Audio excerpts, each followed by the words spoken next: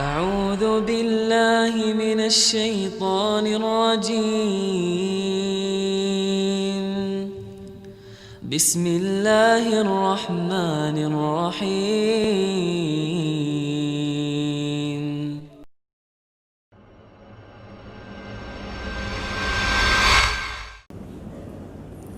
Jika meremehkan orang lain dapat berbalik kepada kita, apakah bisa disebut dengan karma?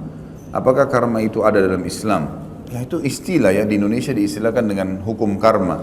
Tapi memang dalam Islam kita tidak namakan karma, tapi kita mengatakan memang ada dalam dalil-dalil hadis Nabi SAW yang membuktikan kalau orang melakukan satu perbuatan maka dia akan dibalas dengan perbuatan yang sama.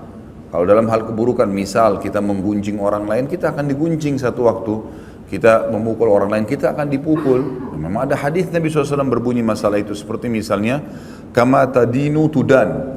Sebagaimana kau berperilaku, kau akan dibalas dengan perilaku yang sama. Hari ini kita jujur dengan seseorang, besok kita dijujuri. Hari ini kita bakti dengan orang tua, besok anak-anak kita bakti dengan kita. Kita setia dan dengan tulus dengan pasangan, Allah juga akan menjadikan pasangan kita seperti itu, dan seterusnya. Gitu. Juga sabda Nabi SAW, al-jaza min jinsil amal, balasan akan datang sesuai dengan kadar perbuatan seseorang. Juga hadis Nabi SAW yang lain cukup banyak berhubungan dengan masalah ini. Siapa yang berbakti pada orang tuanya, atau berbaktilah kalian pada kedua orang tua kalian, maka Allah akan karuniakan kalian anak-anak yang berbakti dengan kalian. Dan jagalah kesucian, kehormatan, kemaluan kalian, maka juga Allah akan jaga kesucian, kehormatan, kemaluan pasangan kalian. Itu dalam syariat. Tapi tidak pernah kita temukan ada istilah karma, ya.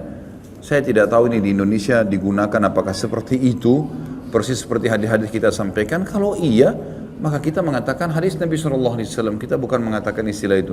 Berarti dia yang sesuai dengan hadis Nabi, gitu kan? Bukan hadis Nabi yang menyesuaikan dengan istilah-istilah yang ada. Apakah ada doa yang dicontohkan oleh Rasulullah SAW untuk menghindarkan diri dari sifat ujub dan menyakiti sesama makhluk? Tentu saja secara khusus lafaz saya sekarang tidak teringat terus terang. Tetapi kita dianjurkan untuk memohon kepada Allah SWT agar dihilangkan dari sifat sombong, ya, sifat merendahkan orang lain. Seperti tadi saya katakan sifat syamata yang membuat ada doa Nabi SAW agar dilindungi dari syamatatil a'da, dari kesombongan yang diarahkan kepada musuh sehingga musuh mengalahkan kita, dan seterusnya, gitu kan. Sampai para sahabat itu kalau mereka melihat di dalam benteng musuh sudah mulai mereka mencaci maki Allah, mencaci maki Rasulullah SAW, mencaci maki Islam, maka mereka sudah mengatakan, maka mereka saling mengatakan berita gembira, kalian sebentar lagi akan menang. Karena mereka sudah mencaci maki Allah, mencaci maki Rasulullah, berarti akan ada respon yang sama, balasan dari Sang Pencipta Allah. Tapi doa secara khusus terus terang saya sekarang belum terlintas, cuman cobalah ucapkan lafaz-lafaz sesuai dengan yang kita harapkan kepada Sang Pencipta Allah. Karena doa boleh kita mengatakan, ya Allah, karuniakanlah ya, untukku sifat merendah di hadapanmu, di hadapan para makhlukmu. Kemudian ya, hilangkanlah semua dari hatiku sifat sombong, sifat berbangga-bangga, ria, dan seterusnya. Kita memohon kepada Allah SWT itu. Bagaimana kiat-kiat untuk mengatasi sifat ujub dan sombong? Ketahuilah, setiap terjerumus dalam satu perbuatan salah, ataupun kita akan terjerumus atau baru ingin melakukannya, baik sudah terjerumus atau akan terjerumus, gitu kan, maka kata kuncinya untuk meninggalkan kita membaca ancaman Allah di dosa itu. Seperti masalah sombong, apa sih ancaman Allah? Oh ternyata kata Nabi SAW, sombong itu siapapun dalam hatinya ada seperti biji sawi dari kesombongan tidak akan mencium bau surga. Berarti mencium surga tidak akan terjadi, apalagi masuk ke dalamnya. Ada ancaman. Coba baca 5-6 hadis tentang hal yang berhubungan dengan masalah ini.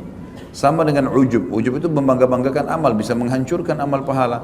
Lalu untuk apa kita sholat malam teman-teman sekalian? Untuk apa kita sedekah? Untuk apa baca Quran kalau kita hanya untuk berbangga-bangga di hadapan manusia? Apa yang kita dapatkan? Pujian dia yang sepanjang lidahnya. Oh kamu hebat ya, oh kamu soleh ya, oh kamu soleha ya, kamu kaya ya lah. Habis itu gak ada apa-apa yang kita dapatkan, gitu kan? Jadi gak ada gunanya sama sekali.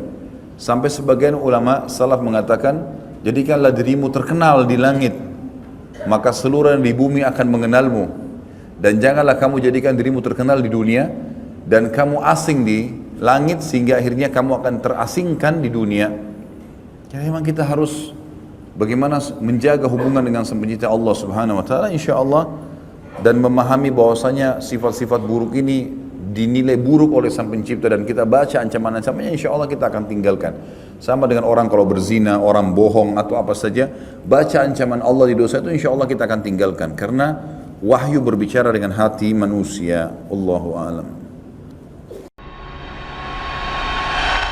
أعوذ بالله من الشيطان الرجيم